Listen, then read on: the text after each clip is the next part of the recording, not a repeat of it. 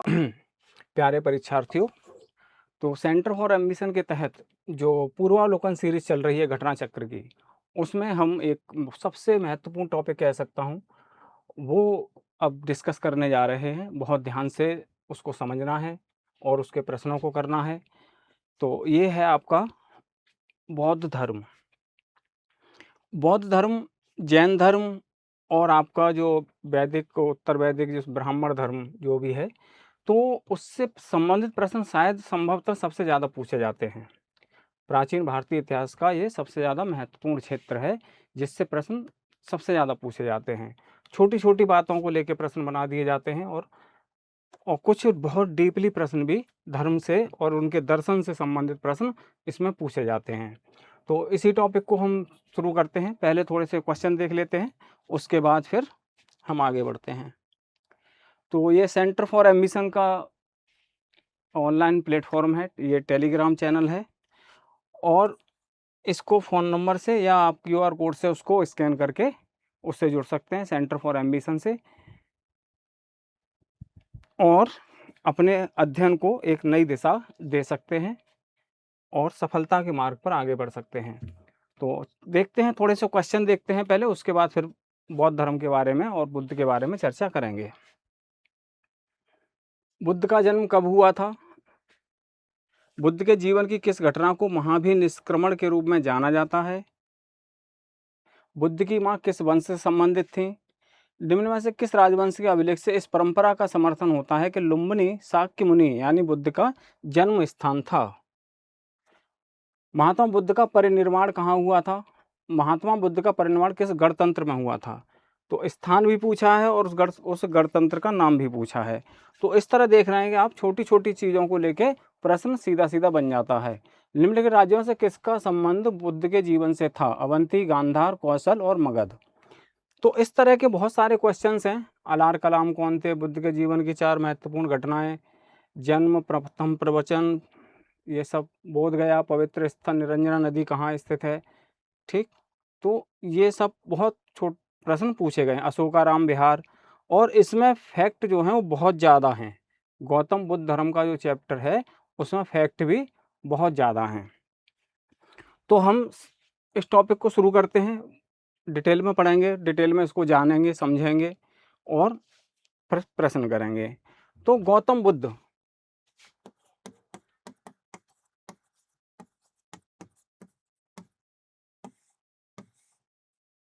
जिनके, ये उनका वास्तविक नाम नहीं है, उनके बचपन का नाम क्या था? सिद्धार्थ।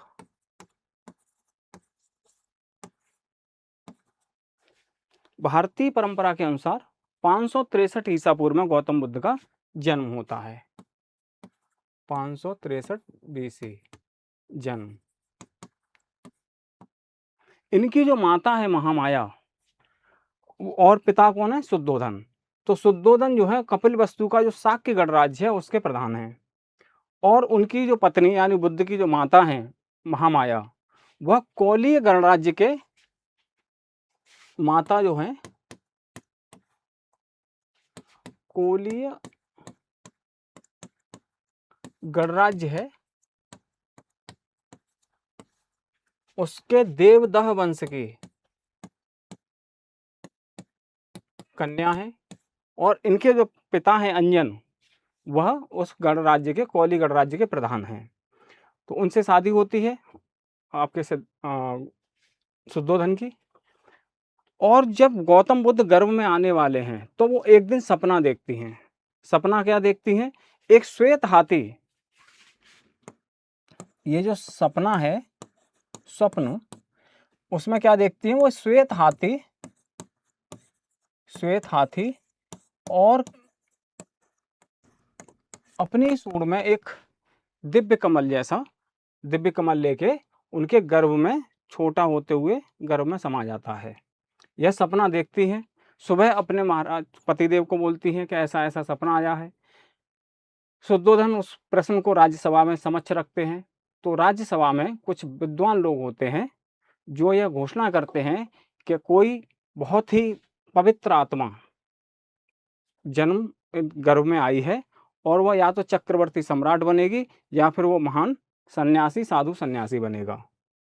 तो ये भविष्यवाणी की जाती है। और भविष्यवाणी करने वाले कौन हैं?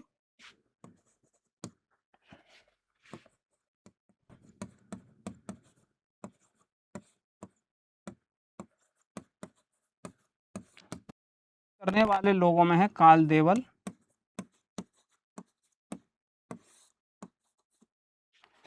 और कौंडिन्य।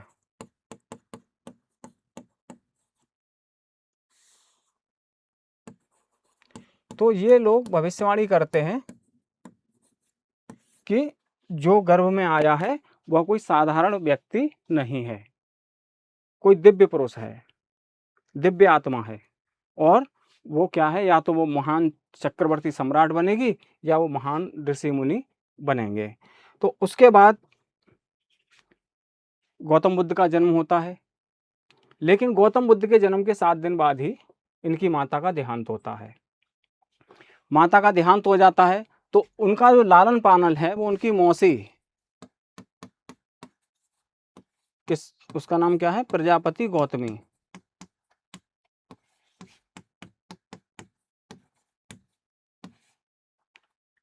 प्रजापति गौतमी जो है वो गौतम बुद्ध का लालन पालन करती हैं। गौतम के नाम में गौतम जो शब्द है वो प्रजापति गौतमी से नहीं आया है, वो आया है, गौतम जो शब्द आया है तो जो शाक्य कुल है, शाक्यों का जो गोत्र था वो था गौतम, वहां से है। गौतम जो गोत्र है वो शाक्यों का था और वहीं से गौतम शब्द आया है, प्रजापति गौतमी के नाम से गौतम नहीं आया है। उसके बाद गौतम बुद्ध बड़े होने लगते हैं। जब इस भविष्यवाणी को शुद्धोधन ने सुना है, जान रहे हैं, तो वो पूरी कोशिश करेंगे कि गौतम बुद्ध को ऐसी चीज़ों का सामना ना हो कि वह आध्यात्म की तरफ मुड़ जाएं, इस संसार से उन्हें विरक्ति हो जाए। तो उनके रहने के लिए हर मौसम के लिए, कहा जाता है कि हर मौसम के लिए अलग तरह का राजमहल बनवाए गए थे, उन्हें सारी सुख सुविधाएं उपलब्ध कराई गई थी, उन्हें युवराज की भांति शिक्षाएं भी दी गई थी। तो ये सब व्यवस्था शुद्धोधन ने की। एक चीज और भी है, गौतम बुद्ध का जन्म जो है, ऐसा माना जाता है कि गौतम बुद्ध के साथ साथ 7 और लोगों ने उस समय जन्म लिया था। उनमें कौन कौन शामिल थे आपके? बिंबिसार, गौतम बुद्ध की पत्नी यशोधरा, गौतम बुद्ध का सारथी, गौतम बुद्ध का घोड़ा, कंथक, छंदक छंद, और बसराज उदयन, प्रसेनजित, ये 7 लोग और भी जन्म लिए थे। तो गौतम बुद्ध का इस तरह से लालन पालन किया जा रहा है कि वो उनका क्या हो, उन्हें सांसारिक झुकाव रहे, आध्यात्म की तरफ झुकाव ना हो। लेकिन गौतम के बारे में कहा जाता है कि वो शुरू से ही चिंतन मननशील थे और एकांत में ध्यान भी लगाया करते थे। तो उसी संदर्भ में क्या होता है कि गौतम बुद्ध अपने जो सारथी है उसके साथ में घूमने के लिए नगर चले जाते हैं। जब वो नगर में जाते हैं तो उन्हें 4 दृश्य अलग अलग दिन दिखाई देते हैं, एक दिन के बाद एक दिन, दूसरा दिन, तीसरा दिन, चौथा दिन। तो उनको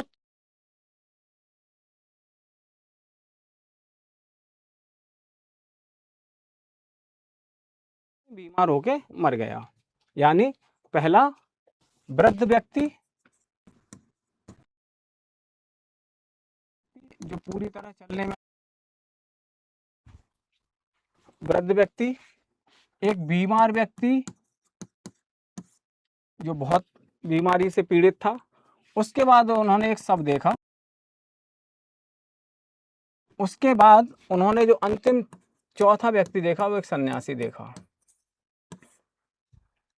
तो जब उन्होंने अपने सारथी से यह पूछा कि यह कौन है, ये जो जीर्ण शीर्ण अवस्था में है, तो उन्होंने बताया कि यह एक बूढ़ा आदमी है, बुजुर्ग व्यक्ति है। तो उन्होंने प्रश्न पूछा, क्या सभी बुजुर्ग होते हैं? तो उन्होंने कहा, हाँ सभी बुजुर्ग होते हैं, मैं भी बुजुर्ग होऊंगा और आप भी एक दिन बुजुर्ग हो जाएंगे। इस तरह दूसरा प्रश्न बीमारी का पूछा कि बीमार सब होते हैं क्या? कि हाँ, बहुत अधिकांश सभी लोग बीमार पड़ते हैं और उसमें काफ़ी ज़्यादा परेशानी भी होती है। और मृत्यु के बारे में जब बात हुई कि सभी लोग मर जाएंगे, तो गौतम बुद्ध बहुत ज़्यादा चिंतित हो गए, चिंतन मनन करते रहे। अगले दिन जब वो जाते हैं तो एक सन्यासी देखते हैं, एकदम प्रसन्नचित्त नई यंग एज का व्यक्ति सन्यासी है, जिसके चेहरे पर एकदम तेज है और वो किसी तरह का दुख परेशानी उसके चेहरे पर दिखाई नहीं देती है। तो गौतम बुद्ध पूछते हैं ये कौन है? तो वो उन्हें बताता है कि ये एक सन्यासी है, इसने समाज से नाता तोड़ लिया है और अब ये जन कल्याण और अपने कल्याण के लिए लगा हुआ है। तो गौतम बुद्ध की समझ में आ गई कि यही मार्ग अच्छा दिखता है। तो फिर वो बाद में करेंगे, क्या करेंगे? महाभिनिष्क्रमण, वो घर-बार त्याग देंगे। गौतम बुद्ध का जो विवाह है,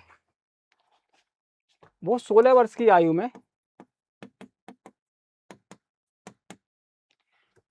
शाक्य कुल की एक कन्या है, यशोधरा, जिसको भरतकच्छना भी कहा गया है और भी कई नाम इनके प्रचलित हैं।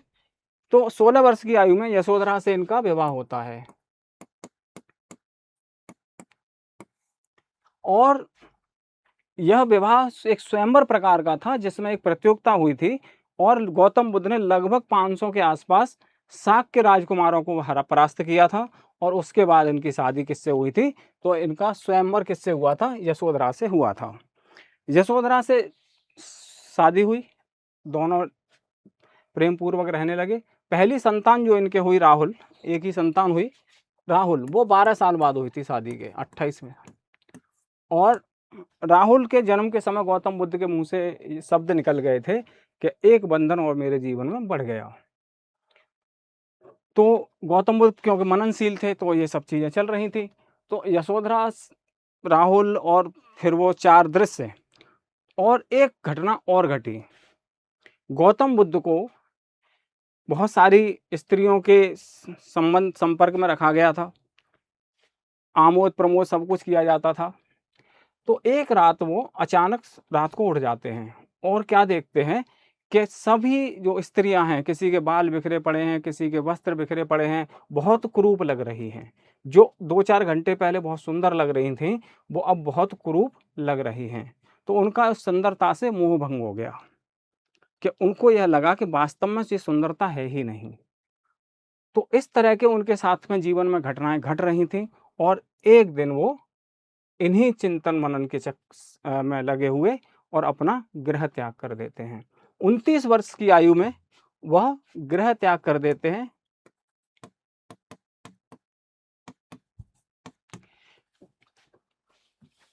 तो गृह त्याग करते हैं तो वो जो छन्न और कंथक, उनको ले जाते हैं साथ में और एक जगह पे अपनी पुत्र और पत्नी को सोता हुआ छोड़ देते हैं। रात्रि के समय वो अपना गृह त्याग करते हैं। और गृह त्याग साथ में कौन गए? छन्न और घोड़ा है, कंथक और छन्न उनका सारथी है। और जहाँ पे वो अपने केस कटवाते हैं गौतम बुद्ध, और वहाँ पे जो साधु के वस्त्र धारण करते हैं, तो वहाँ केसाराम विहार बना हुआ है। कंथकाराम विहार भी है, वहाँ पे वो घोड़ा मर जाता है बाद में, तो वहाँ कंथकाराम विहार भी निर्मित होता है। अब गौतम बुद्ध जो हैं वह ज्ञान की खोज में लगे हुए हैं कि सत्य क्या है आखिर वास्तव में। तो 29 वर्ष की अवस्था में वो गृह त्याग कर देते हैं और फिर 5-6 साल आगे का उनका जीवन जो है वो किससे जुड़ा हुआ है? उनके ज्ञान प्राप्ति के लिए जुड़ा हुआ है। इस घटना को आर्य पर्यवेक्षणा कहा गया है। आर्य पर्यवेक्षणा, जो उन्होंने गृह त्याग से और ज्ञान प्राप्ति के बीच में जो सत्य की खोज है, जो 6 वर्ष का समय है, उसको क्या कहा गया है? आर्य पर्यवेक्षणा कहा गया है। अब उसके बाद वह एक व्यक्ति से मिलते हैं। वो कौन है? वो है अलार, और उनको अपना गुरु बनाते हैं। तो इनके जो फर्स्ट गुरु हैं वो है अलार, आलार भी मिलता है, आलार कलाम। आलार कलाम जो हैं ये सांख्य दर्शन के अच्छे ज्ञाता हैं। सांख्य दर्शन के विशेषज्ञ हैं।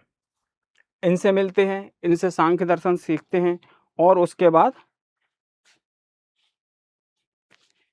लेकिन उनके जो दर्शन है उससे वो संतुष्ट नहीं होते हैं। ये जो अलार कलाम है, गौतम बुद्ध इनसे मिलते हैं वैशाली में।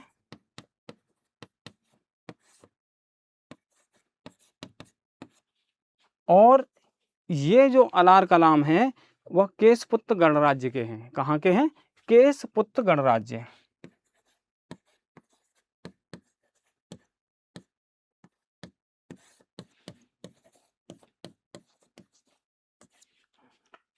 तो अलार कलाम से मिलते हैं। अलार कलाम उन्हें सांख्य की शिक्षा देते हैं और अपने दर्शन से उनको उनकी जिज्ञासा को शांत करने का प्रयास करते हैं। लेकिन गौतम बुद्ध उनसे संतुष्ट नहीं होते हैं। उसके बाद वो और आगे बढ़ जाते हैं, तो वो अपना दूसरा गुरु बनाते हैं। सेकंड के बाद सेकंड गुरु वो रुद्रक, उद्रक भी मिलता है और रुद्रक भी मिलता है।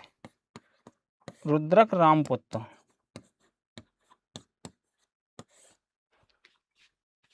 उद्रक भी मिल जाता है। उद्रक रामपुत्र या रुद्रक रामपुत्र, यह योग के बहुत बड़े ज्ञाता हैं और योग पे ही इनको क्या देते हैं? शिक्षा देते हैं। लेकिन गौतम बुद्ध जो हैं वो उनसे भी संतुष्ट नहीं होते। उनके सभी प्रश्नों का जवाब वो नहीं दे पाते हैं और गौतम बुद्ध की जिज्ञासा शांत नहीं हो पाती है। इनसे जो मुलाकात हुई है गौतम बुद्ध की, वो हुई थी राजगृह में। तो ये वैशाली में थे और ये राजगृह में थे। इसके बाद क्या हो जाता है कि गौतम बुद्ध जो हैं अपने रास्ते चल देते हैं। फिर उरुबेला एक जगह है,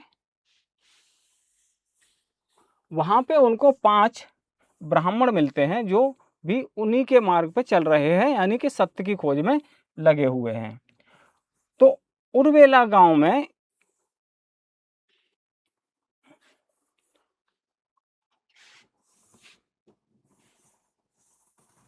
किसमें? उरुबेला।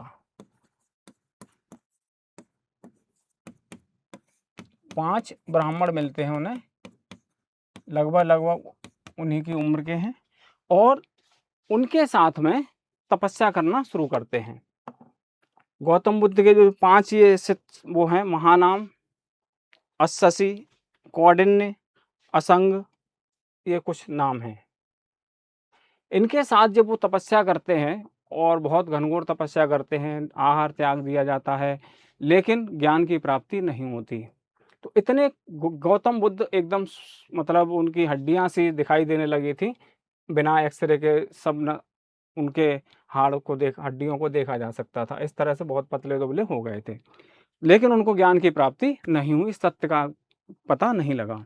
और फिर उन्होंने इस कठोर मार्ग को त्याग दिया और वहां का जो सेनानी था उसकी पुत्री सुजाता के नाम से उन्होंने क्या किया?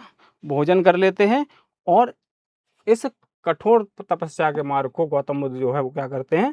त्याग देते हैं। सुजाता या उर्वेला का जो सेनानी है उसकी पुत्री है सुजाता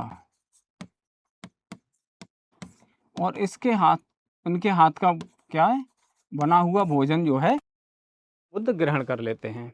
इस बात से जो 5 ब्राह्मण हैं वो इनसे नाराज हो जाते हैं और उनको छोड़ के चले जाते हैं। और तो गौतम बुद्ध वहीं रुक जाते हैं और वो 5 ब्राह्मण चले जाते हैं। अब गौतम बुद्ध उर्वेला में ही रुके हुए हैं। उर्वेला में फिर वो क्या करते हैं? ध्रुव समाधि लेते हैं। जब वो बहुत इस सब करने के बाद, इतने साल भटकने के बाद भी ज्ञान की प्राप्ति नहीं हुई, तो उन्होंने फिर एक ध्रुव समाधि ली कि या तो मृत्यु को प्राप्त हो जाऊंगा या फिर ज्ञान या सत्य को प्राप्त कर ही लूंगा। तो क्या लेते हैं फिर?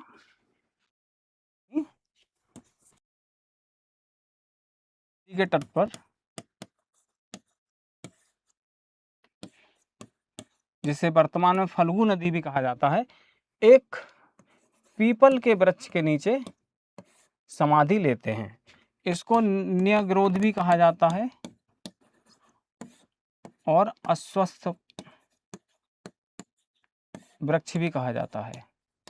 तो ये दोनों नाम भी मिल सकते हैं, पीपल की बजाय निग्रोध वृक्ष या फिर अस्वस्थ वृक्ष। अपने ध्रुव समाधि, तो ध्रुव समाधि लेते हैं, अटल समाधि है। कभी कभी इसको निर्विकल्प समाधि भी कहा जाता है कि इसका कोई विकल्प नहीं है, या तो मृत्यु है या फिर वो जिसकी अभिलाषा की गई है वो उसकी प्राप्ति है। तो 7 दिन घनघोर तपस्या में रहते हैं, अंतिम दिन ज्ञान की प्राप्ति हो जाती है। लेकिन उससे पहले कुछ और घटना घटती है। उससे पहले उनकी इस भयंकर तपस्या से जो स्वर्ग है उसका सिंहासन हिलने लगता है। सबसे पहले जो भी सिंहासन हिलता है वो इंद्र को ही हिलता है। जितने भी दैत्य दानव ऋषि मुनि पूजा करते हैं तो इंद्र का सिंहासन सबसे पहले हिलने लगता है। और फिर वह क्या करते हैं, उसकी तपस्या को भंग कराना आरंभ करते हैं। और क्यों? क्योंकि उनको इस बात का डर है कि जो भी तपस्या करेगा वो सबसे पहले इंद्र सिंहासन ही मांगना ले कहीं। तो गौतम बुद्ध के साथ भी यही होता है। और वो मार देवता, यही कामदेव हैं, उनको और गौतम बुद्ध को उनकी तपस्या से हटाने का प्रयास करते हैं। तो मार देवता पे क्या है, अब गौतम बुद्ध की विजय होगी। तो ये क्या करता है, सबसे पहले इनको भय दिखाता है। तीन चीजें ऐसी की हैं इन्होंने जिससे गौतम बुद्ध का क्या हो, समाधि भंग हो जाए। पहला इन्होंने कहा कि देखो तुम्हारे भाई देवदत्त ने, जो उनका सौतेला भाई है, देवदत्त ने क्या किया है, तुम्हारे पिता की शुद्धोधन की हत्या कर दी है और तुम्हारी पत्नी जो यशोधरा है उसको जेल में डाल दिया है, और अब वो तुम्हें मारने के लिए आ रहा है। लेकिन गौतम बुद्ध तट से मस नहीं हुए। जब यह प्रयास विफल रहा तो मार देवता ने दूसरा प्रयास किया। उसने आंधी तूफान भूकंप बाढ़ जो ला सकता था वो उसने प्रयास किया। प्राकृतिक आपदाओं के माध्यम से उसने बुद्ध की समाधि तोड़ने का प्रयास किया। लेकिन गौतम बुद्ध फिर भी टस से मस नहीं हुए। तीसरा प्रयास जो उन्होंने किया, क्योंकि जानते हैं लालच बहुत बुरी बला है, लेकिन गौतम उससे भी नहीं, तो उन्होंने अपनी जो मार देवता हैं उनकी पुत्रियां इच्छा, अभिलाषा और इस तरह की 3 पुत्रियों के नाम दिए मिलते हैं, प्रसन्ना, लालसा और इच्छा। तो इनका प्रयोग करते हैं। लेकिन ये तीनों पुत्रियां ही जो मार देवता की हैं, इच्छा, प्रसन्ना और लालसा, वो भी गौतम बुद्ध के समाधि को नहीं तोड़ पाती। जिसका नतीजा क्या हो जाता है, मार देवता हार जाते हैं और गौतम बुद्ध जो है वो मार पे विजय प्राप्त कर लेते हैं, मार विजय। अब जंगल में मोर नाचा किसने देखा, वो स्थिति है। अगर कोई कहता भी है कि मैंने सिद्धियां प्राप्त की हैं हिमालय में जाके, तो किसने देखा सिद्धियां प्राप्त की हैं कि नहीं। तो गौतम बुद्ध के समक्ष भी यह प्रश्न उठ सकता था कि तुमने कामदेव पर विजय प्राप्त की है, मार देवता पर विजय प्राप्त की है, जिससे अच्छे अच्छे ऋषि मुनि, राजा महाराजा, तपस्वी विजय नहीं प्राप्त कर सके, आप कैसे कर लेते हैं।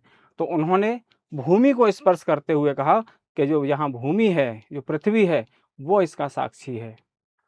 तो मार विजय के संदर्भ में भूमि स्पर्श मुद्रा आपके प्रतीकों के रूप में दिखाई जाती है। मार विजय के बाद वो ध्रुव समाधि में बैठे हुए हैं और उनको ज्ञान की प्राप्ति हो जाती है। गौतम बुद्ध के जीवन की दूसरी घटना है जो बैसाख पूर्णिमा को होती है। गौतम बुद्ध के जीवन की तीनों ही घटना क्या है, महत्वपूर्ण घटनाएं बैसाख पूर्णिमा को हुई हैं। उनका जन्म,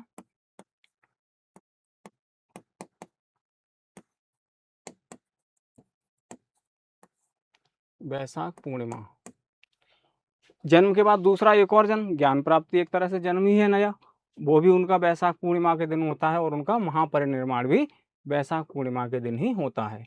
तो पूर्णिमा का बड़ा महत्व है बैसाख वाली पूर्णिमा का बौद्ध धर्म में।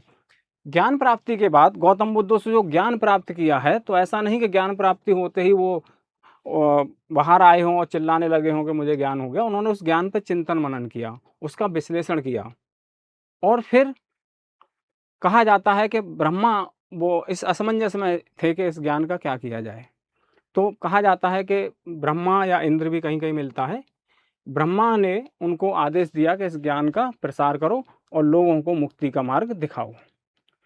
अब गौतम बुद्ध के समक्ष एक चीज़ है कि इतना उच्च ज्ञान है तो उच्च उच्च शिष्य को ही दिया जाना चाहिए।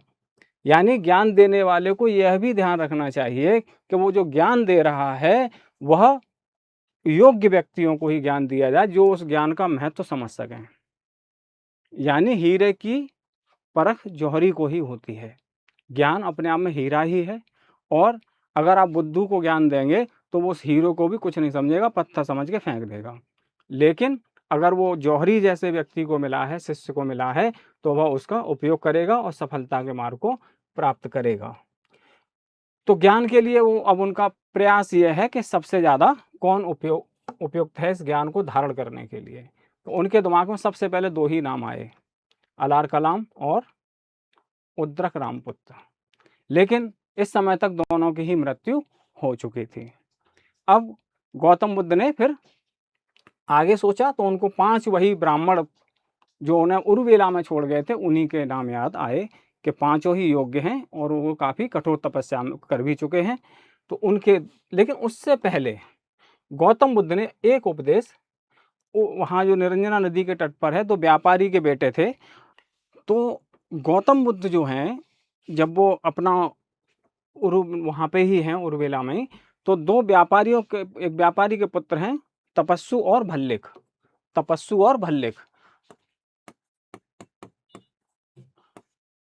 उनको अपना पहला शिष्य बनाते हैं। ये दोनों ही उनके शिष्य बन जाते हैं, तपस्सु और भल्लिक।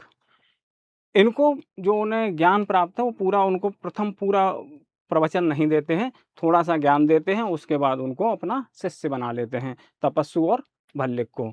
ज्ञान प्राप्ति के साथ ही गौतम बुद्ध जो हैं, उनके साथ में बहुत सारी उपाधियाँ जुड़ी हुई हैं। गौतम बुद्ध को बहुत नामों से जाना जाता है। शाक्य मुनि हैं, बुद्ध हैं, तथागत हैं। तथागत सत्य है ज्ञान जिसका, तथागत सत्य है ज्ञान जिसका।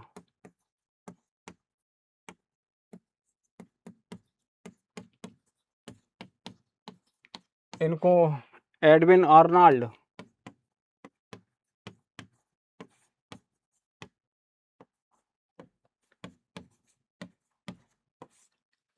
आर्नोल्ड ने द लाइट ऑफ एशिया कहा है।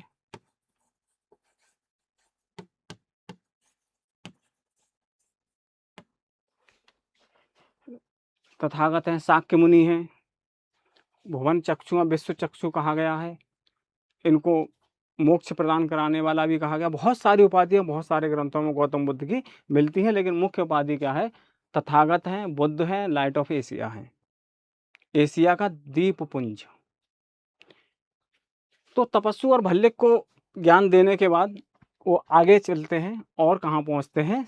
ऋषिपत्तन, बनारस, सारनाथ। सारनाथ में एक जगह है ऋषिपत्तन। ऋषिपत्तन जहाँ पे बहुत सारे ऋषि रहते हों एक तरह से। पत्तन माने बंदरगाह होता है। ऋषिपत्तन। तो ऋषिपत्तन में क्या है? एक उपवन है मृगदाव या मृगवन। तो उसमें उन्हें वो पांचों अपने मित्र प्राप्त हो जाते हैं और यहीं पर वो अपना सबसे पहला प्रवचन उन पांचों मित्रों को देते हैं। इसी प्रक्रिया को क्या कहा गया है? धर्म चक्र प्रवर्तन। प्रथम प्रवचन, इसको क्या कहा गया है? धर्म चक्र प्रवर्तन, यानी धर्म के पहिए का प्रवर्तन चला देना। गौतम बुद्ध के जीवन की घटनाओं को बड़े बड़े नामों से अभिहित किया जाता है। उन्हीं में एक और है आपका, जैसे उनके गृह त्याग का क्या था? महाभिनिष्क्रमण। ऐसे ही दूसरी है धर्म चक्र प्रवर्तन, और जो इनकी मृत्यु होगी तो वो महापरिनिर्वाण। महापरिनिर्वाण। तो प्रथम प्रवचन देते हैं और इस घटना को इतिहास में धर्म चक्र प्रवर्तन के नाम से जाना जाता है। तो 29 वर्ष की आयु में गृह त्याग करते हैं और 6 वर्ष आर्य परिश्रम में रहते हुए ज्ञान की प्राप्ति करते हैं और उसके बाद फिर लगभग 45 वर्षों तक गौतम बुद्ध जो हैं वो धर्म के प्रचार में लगे रहते हैं। इस संदर्भ में बहुत सारे राजा महाराजाओं को, गौतम बुद्ध भी एक राजवंश से ही जुड़े हुए हैं और उनकी वार्ताएं होती है, उनको वो अपना शिष्य बनाते हैं। बहुत राज परिवार के बहुत सारे सदस्य जो हैं वो उनके शिष्य बनते हैं। तो इसी संदर्भ में कुछ फैक्ट और आते हैं, जैसे जो बिंबिसार हैं, बिंबिसार उनसे मिलते हैं और गौतम बुद्ध को अपने राज्य कहते हैं कि आप मेरा राज्य ले लीजिए, संभालिए और मुझे ज्ञान प्राप्ति की तरफ जाने दीजिए। लेकिन गौतम बुद्ध क्या करते थे, उसके उनके प्रस्ताव को उन क्या है त्याग देते हैं, नहीं लेते हैं, क्योंकि वो खुद ही राज परिवार से हैं और वो खुद ही राज परिवार त्याग के आए हुए हैं। इसके बाद गौतम बुद्ध राजगृह जाते हैं। बिंबिसार है, अजातशत्रु है और उनके जो पत्नी है क्षेमा बिंबिसार की, वो और वो उनके क्या बन जाते हैं, शिष्य बन जाते हैं, यानी बौद्ध धर्म में दीक्षित हो जाते हैं। उसके बाद वो शाक्य कुल जाते हैं, वहाँ उपाली है, आनंद है, जो उनके शाक्य कुल के हैं, देवदत्त हैं, उनकी पत्नी, उनका पुत्र, उनके पिता, ये सभी क्या है बौद्ध धर्म में दीक्षित हो जाते हैं। उसके बाद लिच्छवी जो गणराज्य है वो उनको आमंत्रित करता है। लिच्छवियों के भी बहुत सारे जो सदस्य हैं वो बौद्ध धर्म में दीक्षित हो जाते हैं। तो इस तरह उन्होंने बहुत सारा भ्रमण किया, बहुत सारे प्रवचन दिए और बौद्ध धर्म का प्रसार किया।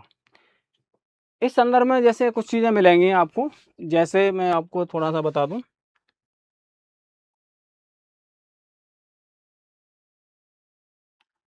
जैसे महात्मा बुद्ध के जीवन की घटनाएं और प्रतीक, तो गर्भ में आने का प्रतीक क्या है, हाथी है।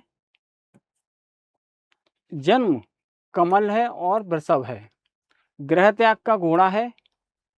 महाबोधि यानी उन्हें जो ज्ञान मिला है उसका क्या है, महाबोधि वृक्ष दिखाया जाता है या पद चिन्ह। प्रथम उपदेश यानी धर्म चक्र प्रवर्तन की घटना, या तो धर्म का चक्र दिखाया जाता है या मृग सहित चक्र दिखाया जाता है, क्योंकि मृग दाव में हुआ था, मृग वन में। वास्तव में अगर देखा जाए तो धर्म चक्र में मूलतः 32 तीलियां थीं। उसके बाद मृत्यु, उनका महापरिनिर्वाण, जैसे मैंने कहा था ना कि अभी उनके जन्म की कुछ घटनाओं को बड़े बड़े नामों से जाना जाता है। स्तूप, देखिए स्तूप शब्द जो है वो सबसे पहले किसमें मिलता है, ऋग्वेद में मिलता है। ऋग्वेद में मिलता है स्तूप शब्द सबसे पहले। उसमें यह उल्लेख है कि जो हवन कुंड से ज्वाला उठती हैं वो स्तूप जैसे रूप में स्तूप जैसी रूप धारण करती हैं, स्तूप जैसा उनसे बन जाता है। तो उस संदर्भ में स्तूप शब्द का प्रयोग सबसे पहले कहाँ मिलता है, ऋग्वेद में मिलता है।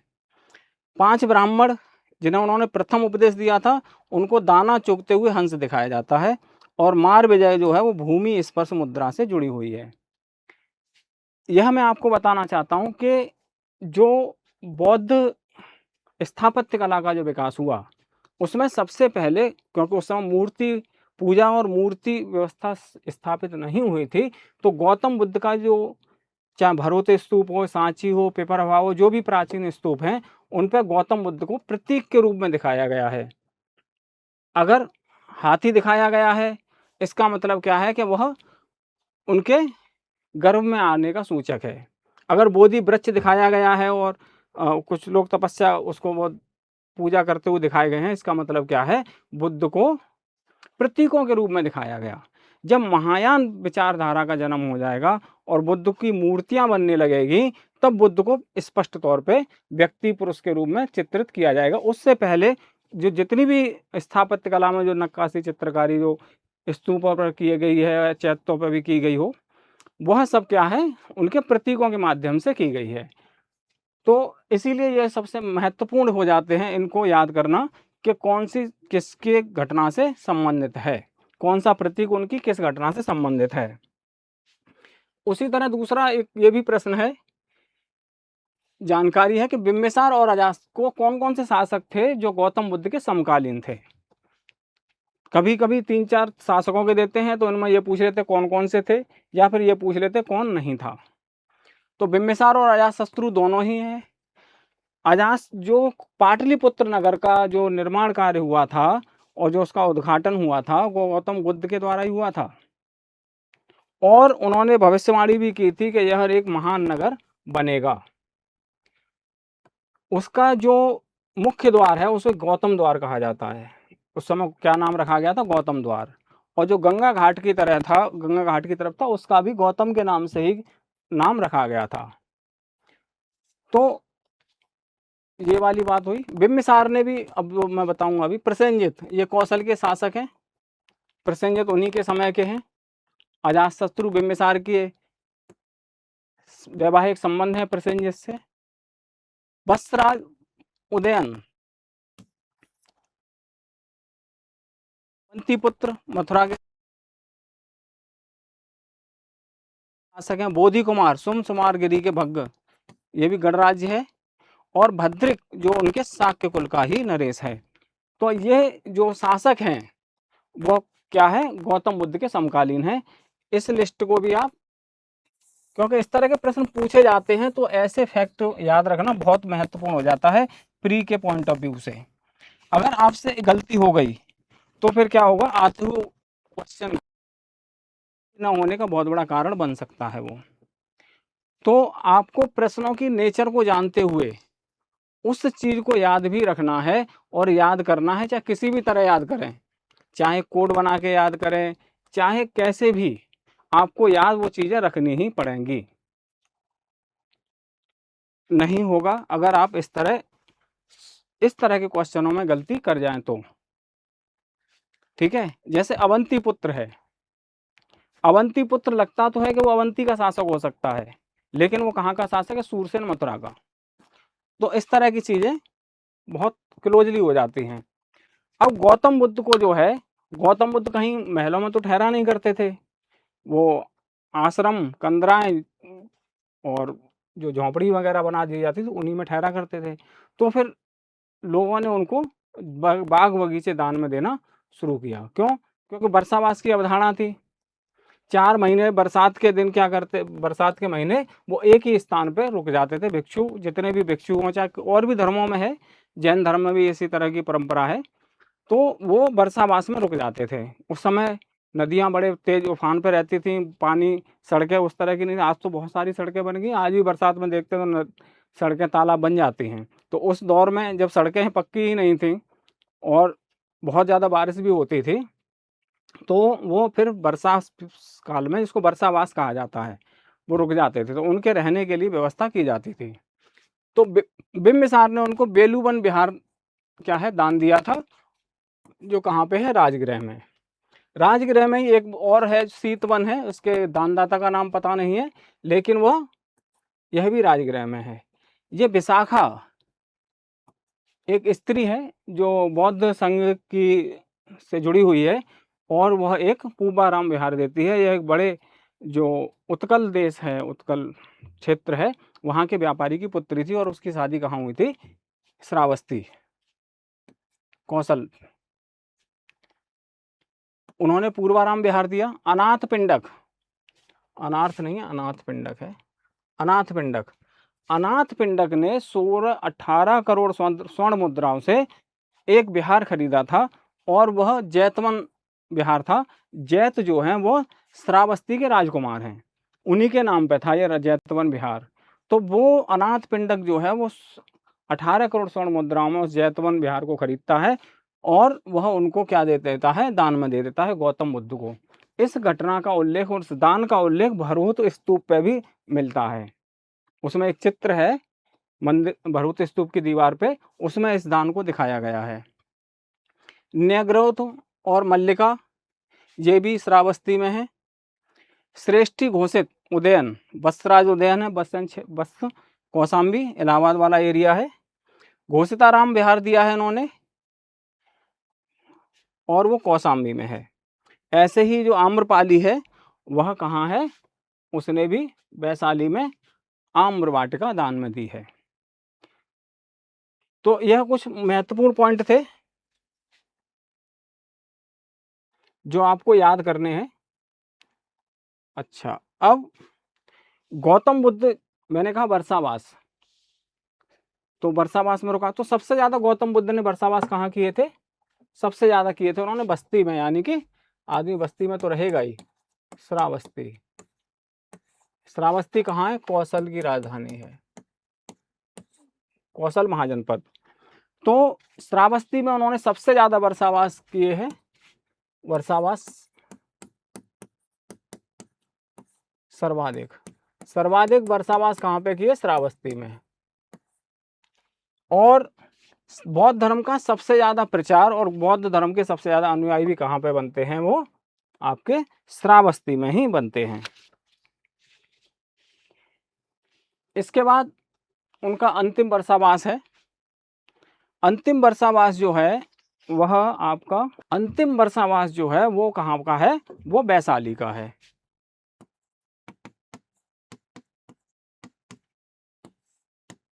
अंतिम बरसावास। अब वैशाली में ही कौन है? आम्रपाली है। आम्रपाली क्या है? गणिका है, नगर वधू है, और वह बौद्ध धर्म में दीक्षित होती है। यहीं पे ही वैशाली में ही जो प्रजापति गौतमी है वह आनंद से कहती हैं गौतम बुद्ध को स्त्री संघ की स्थापना के लिए मना लें, और वैशाली में ही स्त्री संघ की स्थापना भी होती है। स्त्री संघ भी कहाँ बनना है? स्त्री भिक्षुणी संघ।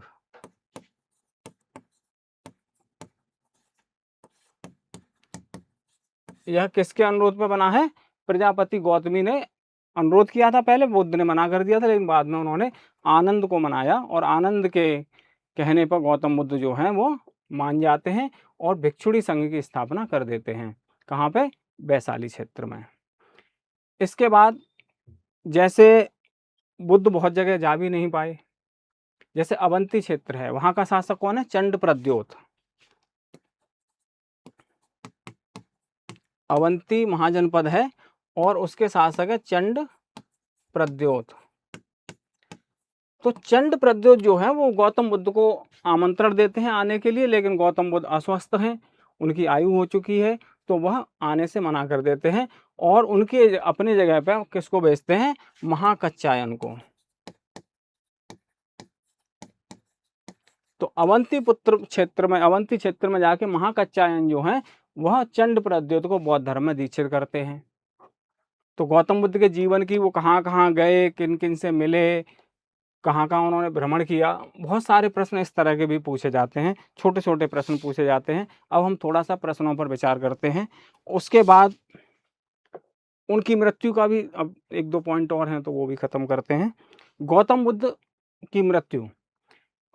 गौतम बुद्ध जो हैं वो पावापुरी जाते हैं। क्या है? पावा और कुशीनारा एक मल्ल गणराज्य है, और उनकी दो राजधानियां हैं, एक पावा और दूसरी कुशीनगर या कुशीनारा।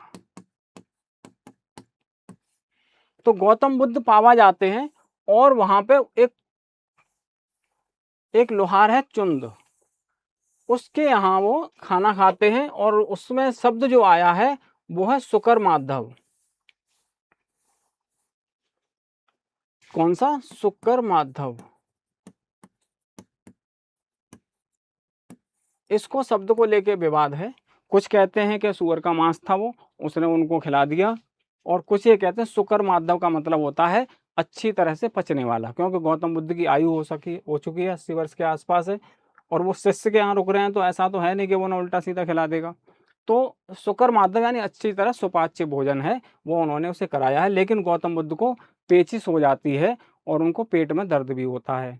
उसके बाद वो उसी अवस्था में कहाँ जाते हैं? कुशीनगर। कुशीनगर में वह अंतिम उपदेश देते हैं एक सुभद्र नामक व्यक्ति।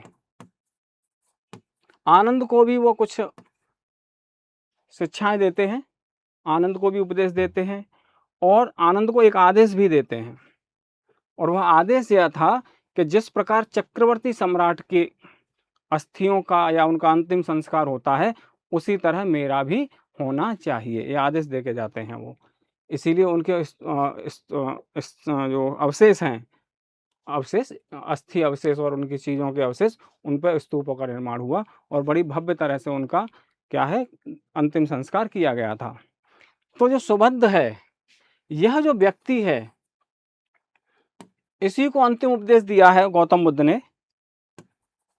और अंतिम उपदेश में कहते हैं कि सभी पदार्थ क्षरणशील हैं, अप्रमाद के साथ प्रयास करिए अपनी मुक्ति का। यानी सभी वस्तुएं नष्ट होने वाली हैं और नष्ट हो जाती हैं। अपने अप्रमाद, लोभ लालच वगैरह सबको छोड़ छाड़ के अपने मुक्ति का प्रयास करिए। और सुभद्र ही वह व्यक्ति है जिसकी वजह से पहली बौद्ध संगीति होती है। जब गौतम बुद्ध एक्सपायर हो जाते हैं, उनको महापरिनिर्वाण की प्राप्ति हो जाती है, तो यही सुभद्र जो अधेड़ उम्र का व्यक्ति है, यह गौतम बुद्ध द्वारा संघ में लाया गया अंतिम, जिसको दीक्षा दी है, अंतिम व्यक्ति है। अंतिम उपदेश भी इसी को दिया है गौतम बुद्ध ने। और गौतम बुद्ध इसी अंतिम व्यक्ति है जिसको गौतम बुद्ध ने खुद क्या है, संघ में दीक्षा दी थी, दीक्षा दी बुद्ध ने। अंतिम व्यक्ति है जिसको गौतम बुद्ध ने दीक्षा दी है और धर्म में शामिल किया है। और यही वो व्यक्ति है जो गौतम बुद्ध की मृत्यु के बाद कहता है कि अच्छा हुआ महाश्रवण का निधन हो गया, अब उनके निषेधों से हम बच जाएंगे। जो नए नए निषेध लगा सकते, रोक लगाते थे, उनसे हम क्या है, बच जाएंगे और हमारे मन में जो आएगा वो हम वही करेंगे। इस तरह की जब भाषा अन्य बौद्ध भिक्षुओं ने सुनी तो वो इस बात को समझ गए कि गौतम बुद्ध की अगर शिक्षाओं को संरक्षित नहीं किया गया तो आने वाले समय में इस तरह के कम ज्ञानी कपटी लोग क्या है, उनकी शिक्षाओं का दुरुपयोग कर सकते हैं। और इसीलिए गौतम बुद्ध की शिक्षाओं को संकलित करने के लिए प्रथम बौद्ध संगीति का आयोजन, यानी प्रथम महाबौद्ध सभा का आयोजन किया गया था। तो सुभद्र का नाम याद रखिएगा, बहुत महत्वपूर्ण है। अंतिम व्यक्ति जिसको बुद्ध ने दीक्षा दी है, अंतिम व्यक्ति जिसको बुद्ध ने उपदेश दिया है, और वही यह कहता है कि अच्छा हुआ महाश्रवण, अब स्वर्ग सिधार गए या उनको मोक्ष मिल गया, वो चले गए। अब उनके बार जो नए नए निषेध हैं उनसे मुक्ति मिली और हम मन में आए वो अब करेंगे। तो इस तरह गौतम बुद्ध का पूरा जीवन चक्र है। अब हम प्रश्न करते हैं, प्रश्नों पर चलते हैं, देखते हैं क्या क्या प्रश्न आए हुए हैं। बाद में गौतम बुद्ध का दर्शन, उनका शिक्षाएं, उन सब पे हम गहन चर्चा करेंगे। बहुत महत्वपूर्ण चीजें हैं वो। तो गौतम बुद्ध का जन्म कब हुआ था? नई एनसीईआरटी में एक जगह 500, एक जगह क्या वो जो टाइम लाइन है 6th क्लास की एनसीईआरटी में 560 लिखा है वहाँ पे। तो गौतम बुद्ध का जन्म 563 ईसा पूर्व में हुआ था। निष्क्रमण कहाँ से निकले थे? वो घर से निकले थे। तो उस क्या है, उनका गृह त्याग। महावीर निष्क्रमण क्या है? उनके गृह त्याग की घटना है।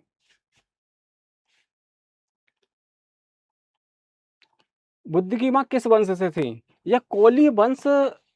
आंसर ठीक है, लेकिन कोली गणराज्य है। वो जो वंश है वो देवदह वंश है। ठीक है। निम्नलिखित में से किस राजवंश के अभिलेख में इस परंपरा का समर्थन के लुम्बिनी जन्म हुआ था? अब जो अशोक जो बौद्ध धर्म का अनुयायी बनता है कलिंग के युद्ध के बाद, उसमें जो करुणा पैदा हो जाती है और उसके बाद वो बौद्ध धर्म का अनुयायी बन जाता है, तो वो लुम्बिनी की यात्रा करता है। लुम्बिनी कौन सी जगह है? नेपाल की तराई में स्थित कौन सा है? रुमिनदेई।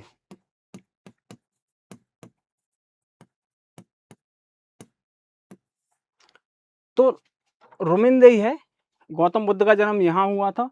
यह आम्रवन है वैसे तो, लेकिन गौतम बुद्ध का जन्म वहाँ साल वृक्ष के नीचे होता है, जब उनकी माँ अपने मायके जा रही होती हैं तब। तो शाक्य मुनि बुद्ध का लुम्बिनी, तो अशोक का लुम्बिनी में क्या है, अभिलेख मिला है और उस पर लिखा है हिंदे बुद्ध जाते शाक्य मुनि। तो इस तरह के कुछ शब्द लिखे हुए हैं, जिससे इसका मतलब ये होता है कि यहाँ शाक्य मुनि का जन्म हुआ था। तो अशोक का यह जो अभिलेख है रुमिनदेई का, अशोक कौन है? मौर्य शासक है। सीधा नाम नहीं लिखा है उन्होंने, वंश का नाम पूछा है। वो भी पूछ सकता था, अशोक भी लिख सकता था। महापरिनिर्वाण कहाँ हुआ था? लुम्बिनी में हुआ था। सॉरी कुशीनगर में हुआ था। महापरिनिर्वाण है कुशीनगर में। बोध गया में ज्ञान प्राप्त हुआ था। महात्मा बुद्ध का परिनिर्माण किसके गणतंत्र में हुआ था। अब जगह का नाम ना पूछ के उन्होंने किसी गणतंत्र में पूछा है, तो वो क्या है, मल्लों का गणतंत्र था। पावा और कुशीनारा मल्लों की राजधानी थी।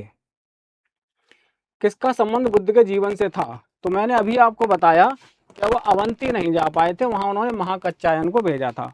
और गांधार क्षेत्र जो है वो कहाँ पे है, पाकिस्तान में पड़ता है, और वहां भी गौतम बुद्ध नहीं गए थे। कौशल श्रावस्ती, अंगुलीमाल डाकू भी श्रावस्ती से संबंधित है, जिसको उन्होंने बौद्ध धर्म में दीक्षित किया है, जो लोगों की उंगलियां काट काट के उनकी माला पहना करता था। अंगुलीमाल डाकू बहुत फेमस था। और गौतम बुद्ध का जब उसका सामना हुआ, तो गौतम बुद्ध को कैसे उसको दीक्षित करते हैं, वह भी एक अच्छी कहानी है कि तुम पहले घर पे पूछ के आओ कि जो तुम कर रहे हो, क्या उससे उत्पन्न जो पाप कर्म है उसमें क्या वो शामिल होंगे सभी। जब उसमें सजा दी जाएगी, तो वो पूरा परिवार मना कर देता है अंगुलीमाल का कि भाई हम क्यों दें, वो कर्म तुम्हारे हैं, तुम्हारा दायित्व है कि भरण पोषण करो, अब तुम कैसे कर रहे हो ये थोड़ी हमें मतलब है। तो अंगुलीमाल का फिर हृदय परिवर्तन हो जाता है, और फिर वो बहुत शिष्य बन जाता है। और मगध, बिम्बिसार, अजातशत्रु, दोनों से बहुत अच्छे संबंध हैं गौतम बुद्ध के। प्रसेंजित, गौतम बुद्ध द्वारा अपने धर्म में दीक्षित किया जाने वाला अंतिम व्यक्ति कौन था, वही है सुभद्र। सुभद्र भी मिलता है, सुभद्र भी मिलता है। कौन कौन, सुभद्र या सुभद्र, दोनों ही नाम मिलते हैं। उसके बाद अलार कलाम कौन थे, मैं पहले ही बता चुका हूँ, गौतम बुद्ध के पहले गुरु थे, और जो सांख्य दर्शन के ज्ञाता थे। ठीक है, बुद्ध के गुरु। गौतम बुद्ध ने अपना पहला धर्म चक्र प्रवर्तन किस स्थान पर दिया था, वो आपका कहाँ पे है, सारनाथ में। देखिए, अब बड़ी जगह का नाम सारनाथ लिखा है, कहीं ऋषि पत्तन भी लिखा। मैंने इस तरह के 4-5 क्वेश्चन थे, उनमें से सिर्फ एक ही प्रश्न लिया था। तो जो, क्योंकि रिपीटेशन बहुत होता है, उन चीज़ों को बार बार एक ही क्वेश्चन दोहराने से कोई फ़ायदा है नहीं। मेन चीज़ क्या है, सारनाथ है, ऋषि पत्तन है, मृगदाव है। तो ये 3-4 नाम उससे जुड़े हुए हैं, वो याद रखने हैं। उसके बाद बुद्ध ने सर्वाधिक उपदेश कहाँ दिए थे, वो भी आपके श्रावस्ती में दिए थे। देखिए, आदमी बस्ती में रहता है, तो सबसे ज़्यादा गौतम बुद्ध कहाँ रहते, बस्ती में रहे थे। याद रखने के लिए बता रहा हूँ, श्रावस्ती है, बस्ती। तो सबसे ज़्यादा वर्षावास वहाँ बस श्रावस्ती में दिए हैं, सबसे ज़्यादा अनुयायी भी वहाँ ही उनके बने हैं। अच्छा, बुद्ध कौशाम्बी में किसके राज्यकाल में आए थे, वत्सराज उदयन। उदयन, जो मैंने अभी आपको लिस्ट बताई थी, उसमें वत्स, जो कौशाम्बी का क्षेत्र है, कौशाम्बी, उस कौशाम्बी राजधानी किसकी है, वत्स महाजनपद की।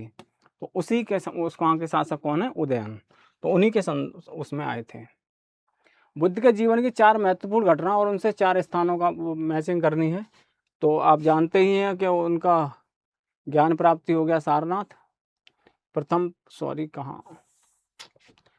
प्रवचन सारनाथ, ज्ञान प्राप्ति बोध गया, लुम्बिनी में जन्म हो गया, और कुशीनगर निधन हो गया। ठीक है, तो इस तरह से हो जाता है। जन्म सूची, बोधि वृक्ष, जो मैंने अभी आपको बताए थे कि गौतम बुद्ध का प्रतीकों के माध्यम से पूजा हुआ करती थी, तो उसी को लेके यह इसमें दिया हुआ है। तो त्याग है, तो उनका घोड़ा है, गृह त्याग है। महाबोधि, प्रथम प्रवचन, धर्म चक्र हो गया। जन्म का हो गया कमल, और महाबोधि का हो गया बोधि वृक्ष। तो ये है, और आप इसको मैचिंग भी करते हैं। एक का चौथा है प्रथम, 2 का 2, सी में मिल जाएगा, सी का पहला, इसमें भी 2 हैं। चलिए, कोई बात नहीं, मैचिंग कर लीजिए।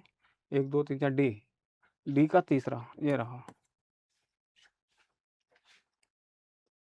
निम्न में कौन सा बौद्ध पवित्र स्थल निरंजना नदी पर स्थित था, बोध गया, जहाँ पर उनको ज्ञान प्राप्त हुआ था, निरंजना नदी के तट पर है।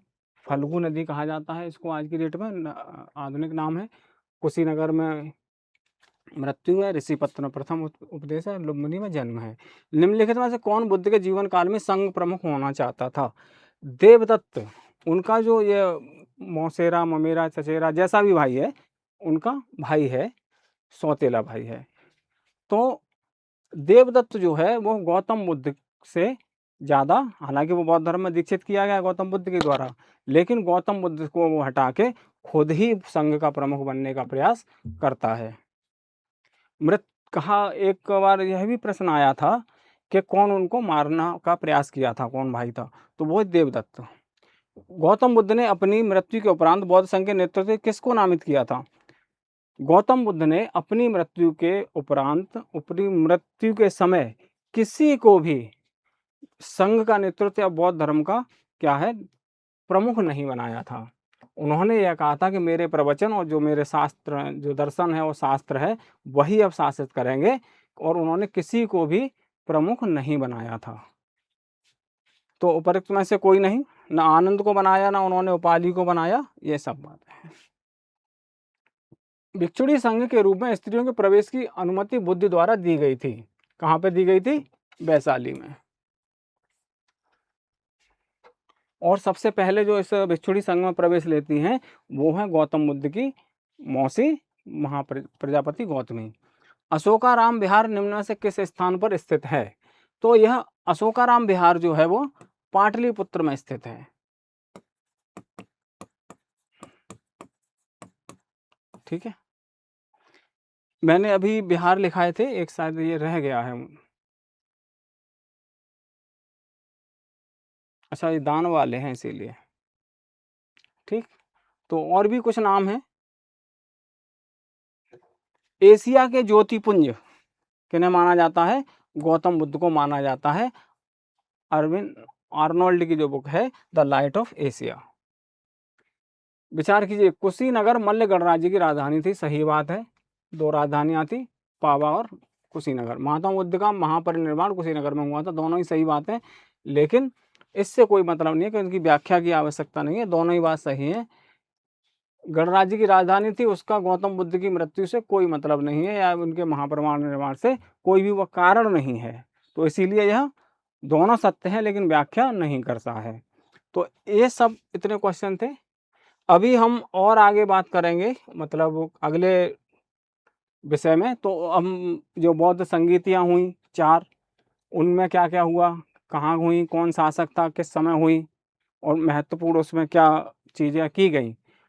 उसके अतिरिक्त गौतम बुद्ध से संबंधित और भी बहुत सारे प्रश्न हैं जो परीक्षा में, बौद्ध धर्म का विकास है, जो हीनयान महायान, उनकी उत्पत्ति, हीनयान महायान में अंतर, और उसके बाद महायान की प्रमुख विशेषताएं, महायान। फिर आएंगे हम बौद्ध साहित्य, जो त्रिपिटक साहित्य है वो, उसके बाद महायान साहित्य है वो।